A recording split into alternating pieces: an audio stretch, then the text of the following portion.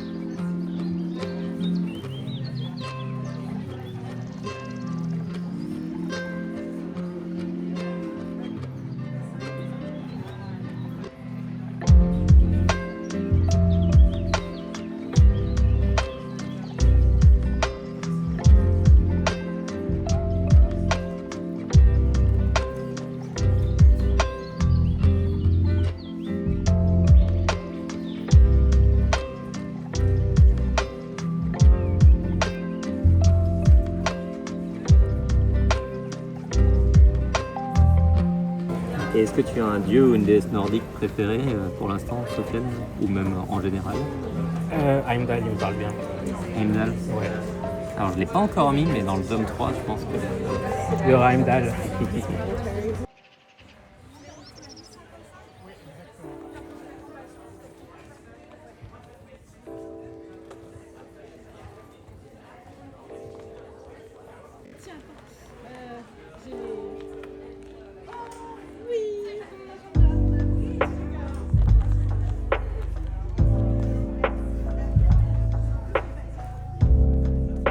Un peu omniscient, on peut tout à fait être un homme et écrire des personnages féminins correctement, à condition d'en faire l'effort, et vice-versa. Donc, c'est un travail un peu de déconstruction à ce niveau-là, mais personnellement, j'ai tendance à vraiment écrire mes personnages féminins sans me dire il faut que je leur donne des qualités féminines, entre guillemets. Non, il faut que je leur donne des qualités héroïques, il faut que je leur donne des qualités ou des défauts, bien sûr, humains.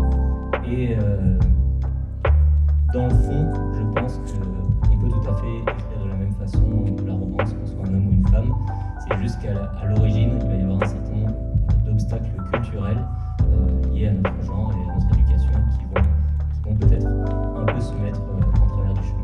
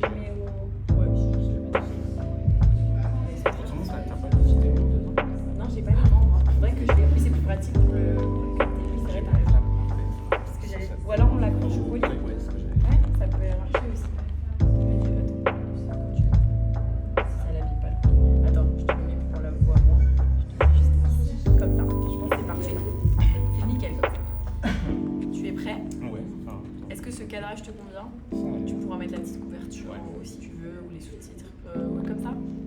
Allez. Coucou à toi, alors continue dans ce mois des fiertés où je te parle de mes lectures queer. Je te mets la couverture du livre par ici. Je vais te parler de La maison au milieu de la mer céruléenne de T.J. Klune aux éditions Pâle, qui est la partie de poche des éditions de Saxus. On suit en fait les pérégrinations de Linus, qui travaille pour le ministère des enfants magiques. Donc c'est un univers un peu fantastique avec justement des enfants magiques, qui est quelqu'un qui a un travail de bureau, qui vit en ville, un univers très sombre, très gris, très pluvieux. Et on l'envoie pour une mission justement dans cette fameuse maison au milieu de la mer céruléenne, où il doit aller pour inspecter un foyer de jeunes enfants très magique. Et du coup, là, il va découvrir un monde plein de couleurs, un monde lumineux, un monde au milieu de la nature. Et ça, c'est quelque chose qui m'a beaucoup interpellé. Je me suis beaucoup identifié à ce personnage aussi. Donc, on va découvrir, il y aura plein d'émotions. J'ai beaucoup ri, j'ai aussi beaucoup pleuré mais pleuré de bonheur, pas pleurer de tristesse. Il va aussi avoir une petite romance entre lui et le directeur de ce foyer qui va potentiellement se développer. C'est vraiment très très beau. Et on va aussi découvrir ces enfants justement qui vont venir nous happer, qui vont venir nous chercher dans nos émotions et nous faire beaucoup rire, voir justement leur regard d'enfant sur ce monde d'adultes très sérieux. Et c'est eux qui vont venir aussi pas mal bousculer Linus dans ses croyances, dans son côté un peu peut-être très carré. Donc c'est vraiment un parcours un peu initiatique comme ça d'un quarantenaire et au final qui s'ouvre à la vie. J'ai vraiment beaucoup aimé.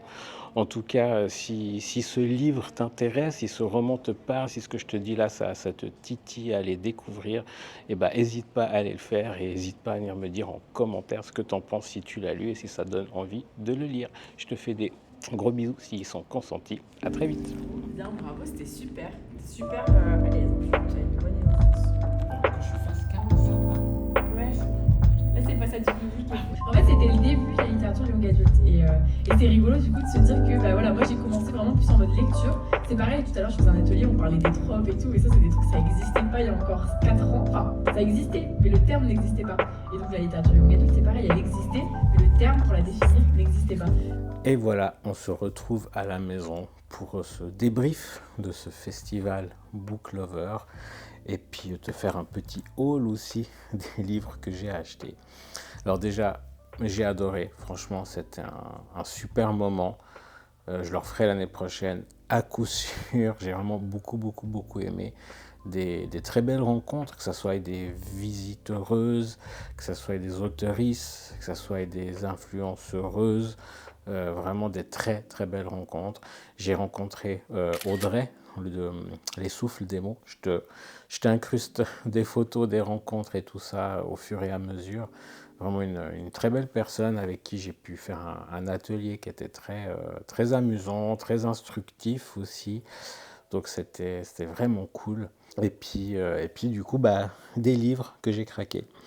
J'ai rencontré Ariel Holz, j'ai fini Runeborn tome 1, que j'ai adoré, coup de cœur, clairement. Et puis je vais m'acheter le tome 2, et il m'a dit, pas personnellement à moi, il a annoncé que le tome 3 arriverait, je crois, fin de l'année prochaine, je sais plus, mais du coup il y a le tome 3 qui est en cours, donc il m'a fait des dédicaces, encore une fois je te mets des photos, et puis j'ai craqué, j'ai pris Magie et Sentiments, les secrets de Langdown, aux éditions Slalom, donc de lui, d'Ariel Holz.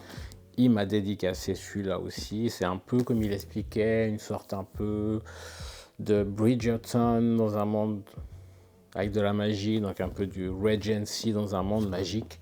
Ça m'a forcément parlé, donc voilà, je l'ai pris. C'est pour ça qu'il m'avait donné aussi un petit marque-page comme ça.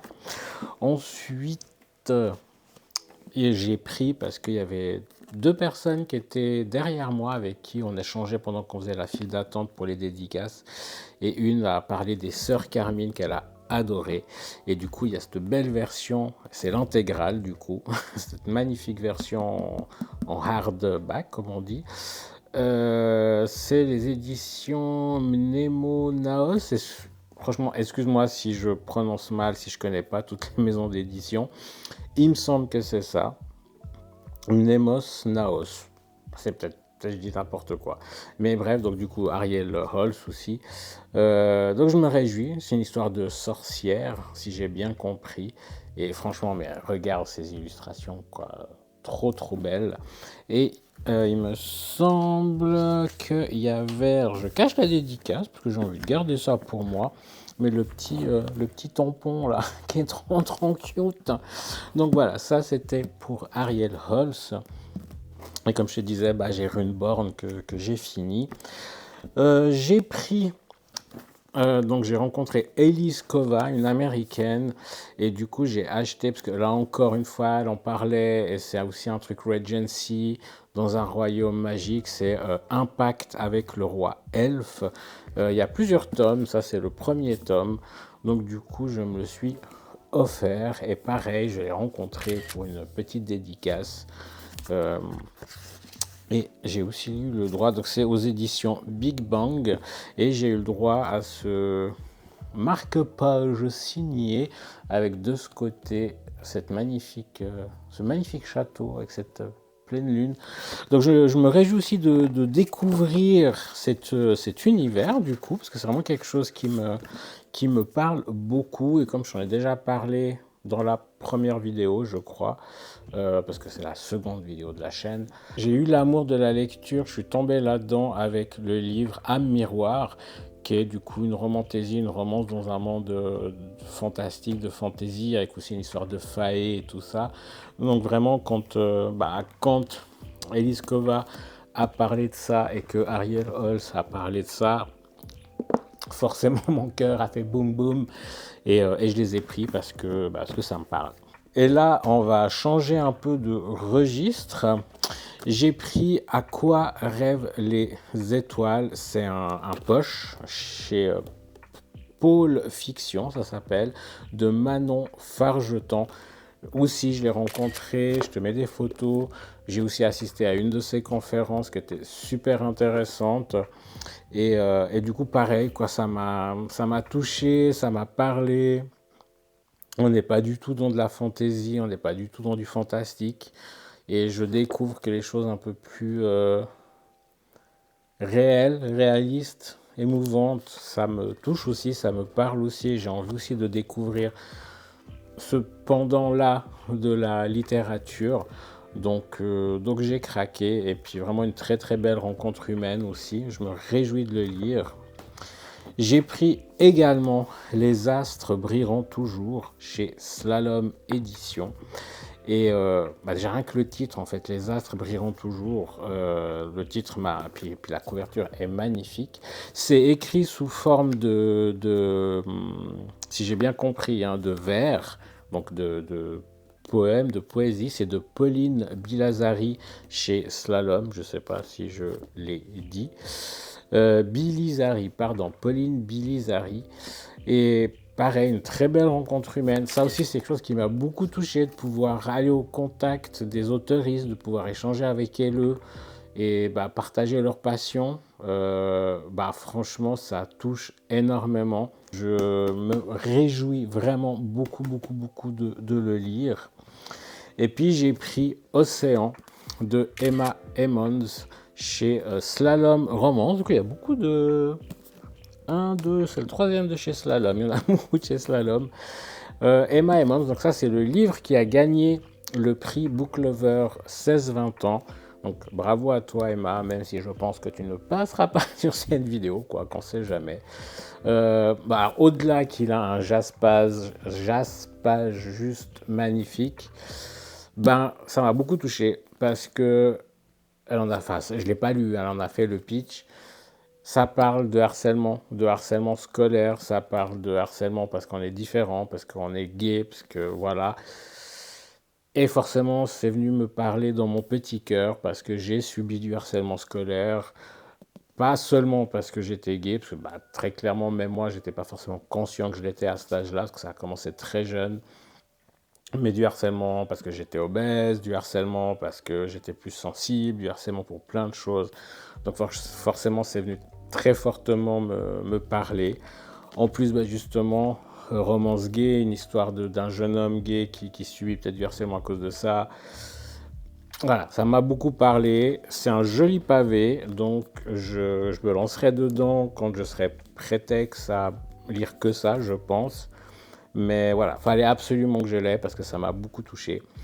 Et puis je me rends compte que j'aurais pu t'en parler dans la vidéo précédente où je te faisais des recommandations de romances gays, de romances queer, mais plus spécifiquement gays. Et j'aurais pu le mettre dedans, et j'ai oublié. Donc je t'en parle maintenant. Donc franchement, je me réjouis beaucoup de le lire. Et j'ai failli oublier parce que je ne l'ai pas acheté dans la tente Payot, parce qu'il y avait une tente Payot sur place. Je ne l'ai pas acheté là-bas, je l'avais acheté avant pour pouvoir le lire avant. Mais j'ai rencontré aussi Sarah Abbassi, je dis juste, oui, je prononce juste Abbassi, qui m'a fait aussi une dédicace. On a pu aussi échanger un petit peu sur ce livre, donc La tisseuse de mélodie. Le tome 1, il y a le tome 2 qui est déjà sorti. Donc pareil, elle m'a fait une jolie dédicace et elle m'a donné un marque-page avec le personnage d'Alistair. De l'autre côté, tu as La tisseuse de mélodie. Comme ça, je remets le marque-page aussi au chapitre 20, si cela t'intéresse. Et pareil, c'est un très beau livre. Tu vois que j'ai mis plein de petits papiers parce que dès qu'il y a une phrase qui me touche, dès qu'il y a une notion un peu qui éveille un raisonnement, une réflexion chez moi, je mettais des petits glis-glis comme ça, des petits post-it marque-page. Je vais être honnête, la lecture n'est pas forcément facile. Je sais qu'il y a beaucoup de gens qui ont eu de la peine à ce que j'ai entendu. Le style d'écriture avec beaucoup de descriptions, beaucoup de détails, c'est pas forcément évident. J'ai remarqué quand il est sur la table de nuit, parce que je lis souvent le soir, mais j'ai remarqué que quand je suis très fatigué, c'est pas forcément le livre le plus simple à lire à ce moment-là, parce que du coup je dois relire, revenir sur la page, parce que je suis fatigué, j'ai des fois de la peine à saisir, à retenir les choses. Donc c'est une lecture qui n'est pas forcément facile, mais l'histoire m'intrigue, l'histoire me prend. Je suis environ à la moitié à peu près. L'histoire m'intrigue, l'histoire m'embarque, et ça m'a fait le même effet, comme je l'ai dit à Sarah Abbassi, à l'autrice. Ça m'a fait le même effet que Curious Tides, le tome 1. D'ailleurs, le tome 2 est sorti et... Faut que je me le prenne. Il faut que je me le prenne, c'est pas très français ça. J'ai envie de me l'offrir. Je disais donc, ça me fait le même effet que Curious Tides, où il y a eu un début où ça m'embarquait, puis après c'est un peu redescendu comme ça, et tout d'un coup c'est remonté de nouveau dans un suspense, et c'est un peu... les vagues du coup, Curious Tides, ça veut dire marée, curieuse marée. Oui, je crois que c'est ça, une curieuse marée, mais curieuse dans le sens bizarre, étrange marée. Donc ça faisait un peu comme les vagues, comme ça. Et au final, je suis arrivé à la fin et c'était un peu une explosion. Puis du coup, j'ai envie de lire la suite. Donc Curious Tide, c'est de Pascal Lascelles et je regarde là-bas parce qu'il est là-bas. Donc je lui ai dit à l'autrice que ça me faisait un peu le même effet. Et au final, c'est une mélodie. Et puis la mélodie, ça peut aller dans des crescendo, puis se calmer, puis revenir. Donc voilà. Il y a aussi celui-là. Et pareil, quand je t'aurais mis des photos de la rencontre. Donc comme tu vois, c'était très, très fructueux, avec beaucoup d'achats. Ça m'a un petit peu ruiné, mais c'est des achats de livres, c'est pas... Voilà, bon, ça reste quand même quelque chose de commercial, mais c'est pas le souci. Donc comme tu vois, beaucoup de lectures devant moi, sans compter déjà ce que j'ai déjà en attente. Je te ferai une vidéo pâle, donc pile à lire. Je te ferai une vidéo pâle parce qu'il y a beaucoup de choses à lire et en attente. Bref, merci à toi si tu as regardé cette vidéo jusqu'au bout. Comme tu as vu, Book Lovers, si tu aimes tout ce qui est littérature young adulte, et peu importe ton âge, parce que vraiment au début, j'étais là, mais c'est young adulte, est-ce que j'y ai ma place? Est-ce que à mon âge de bientôt 45 ans, j'y ai ma place? Bah oui, j'y avais ma place, clairement. Il y avait des gens de tout âge, il y avait des adolescents, ce qui est logique, mais il y avait aussi beaucoup d'adultes. Et voilà, il y avait des gens de tout âge. Donc si tu as envie d'aller à ce genre d'événement parce que c'est une littérature qui te parle, puis que tu te freines juste par rapport à ton âge, oublie. Franchement, vas-y. Te prends pas la tête, vas-y. Tu seras super bien accueilli. Et puis voilà, franchement, vas-y. Donc j'ai adoré. Que te dire, j'ai déjà dit ça avant, donc je ne vais pas recommencer. C'était vraiment, donc merci Payot, parce que c'est Payot, les librairies Payot qui organisent ça derrière. Donc merci à Payot d'organiser ça, franchement. Et puis j'y retournerai l'année prochaine. Donc voilà, si tu as regardé jusqu'ici, je te remercie. Je te fais des gros bisous s'ils sont consentis. N'hésite pas à t'abonner à la chaîne, elle est toute nouvelle cette chaîne, donc ça me soutiendra énormément si tu t'abonnes. Un like, un commentaire, un partage, tu sais que voilà, c'est pas forcément grand chose pour toi, mais pour nous les créatrices de contenu, ça nous aide mais énormément. Tu peux aussi venir me retrouver sur mon Instagram, je te mets tout ça, ça s'affiche là et tout ça en bas dans la barre de description. Et puis je te retrouve très vite pour la prochaine vidéo. Ciao, ciao!